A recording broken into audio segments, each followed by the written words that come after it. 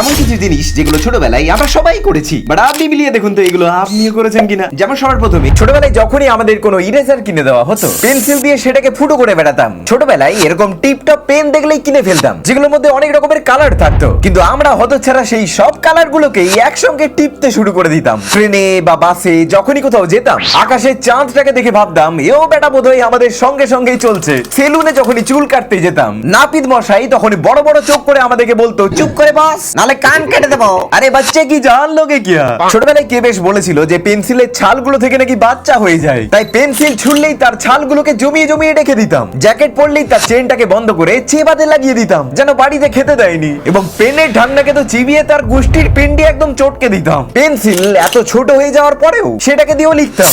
সুচ বা safety pin নিয়ে এরকম আঙ্গুলের চামড়ায় ঢুকিয়ে দিতাম, তারপরে ওস্তাদি মেরে সবাইকে দেখাতাম যে দেখ আমার মতো হনু আর কেউ নেই। নেক্সট জল খাওয়ার পরে যখনই গ্লাসটা খালি হয়ে যেত, তখনই সেটাকে মুখে হাওয়া টেনে নিয়ে চেটানোর চেষ্টা করতাম, ঠিক এরকম করে। নেক্সট টর্চ জ্বালিয়ে সেটার উপরে হাত রাখতাম, তারপরে সবাইকে দেখাতাম যে দেখ আমার হাতে কত রক্ত রয়েছে। নেক্সট কারেন্টের সুইচ গুলোকে এরকম করে মাঝখানে ব্যালেন্স করানোর চেষ্টা করতাম, মাঝে মাঝে আবার ব্যালেন্স হয়েও যেত। নেক্সট টেবিল ফ্যানের সামনে গিয়ে হয় কথা বলতাম, নইলে গান গাইতে লাগিয়ে দিতাম। আওয়াজটা তখন যেন ঠিক রোবটের মতো লাগতো। নেক্সট মায়ের বা বোনের হেয়ার ক্লিপ নিয়ে সেটাকে আঙ্গুলে নাহলে ঠোঁটের উপরে লাগিয়ে নিয়ে ঘুরে বেড়াতাম। নেক্সট ফ্রিজের দরজাটা ঠিক কতটা বন্ধ করলে তবে গিয়ে তার লাইটটা বন্ধ হয়, এটা বারবার দেখার চেষ্টা করতাম। ছোটবেলায় যখন মা গ্লুকোজ বানিয়ে দিত, তখন আগে থেকেই আমরা চুপি চুপি একটু করে গ্লুকোজের গুঁড়ো নিয়ে খেয়ে নিতাম, ভয়ে সেজন্য আবার মা গ্লুকোজটাকে লুকিয়ে রাখতো। নেক্সট যে চকলেটে এরকম স্টিকার থাকতো সেগুলোকে নেওয়ার জন্য বায়না ধরতাম, তারপরে আবার হাতে চিটিয়ে বন্ধুদেরকে দেখাতাম যে দেখ তোদের কাছে আছে এরকম। নেক্সট যখন কেউ সিটি বাজাতো, তখন তাকে দেখে নিজেও সিটি বাজানোর চেষ্টা করতাম, কিন্তু হতভাগা ফাটা সাইরেনের মতো আওয়াজ বেরোতো। নেক্সট যখনই কারোর সঙ্গে মাথার ঠোকাঠুকি লেগে যেত,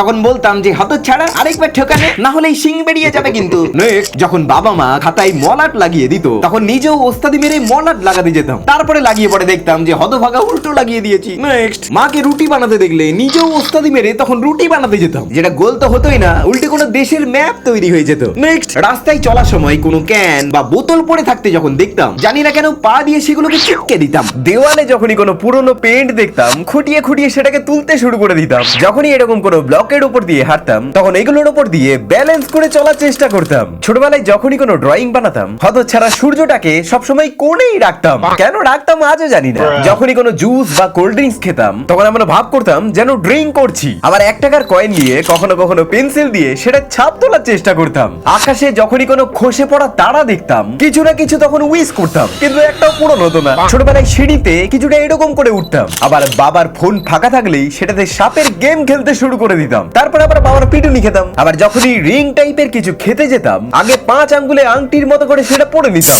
এখন বৃষ্টি পড়লেই বাইরে বেরোই না, পাছে ঠান্ডা লেগে যায়, কিন্তু ছোটবেলায় এই বৃষ্টির জন্যই আমরা অপেক্ষা করে থাকতাম, এবং তারপরে বৃষ্টি এলেই এরপরে আপনি বলে ফিল্ম দেখিনি আঙ্কেল, এর মধ্যে কোনগুলো আপনি করতেন?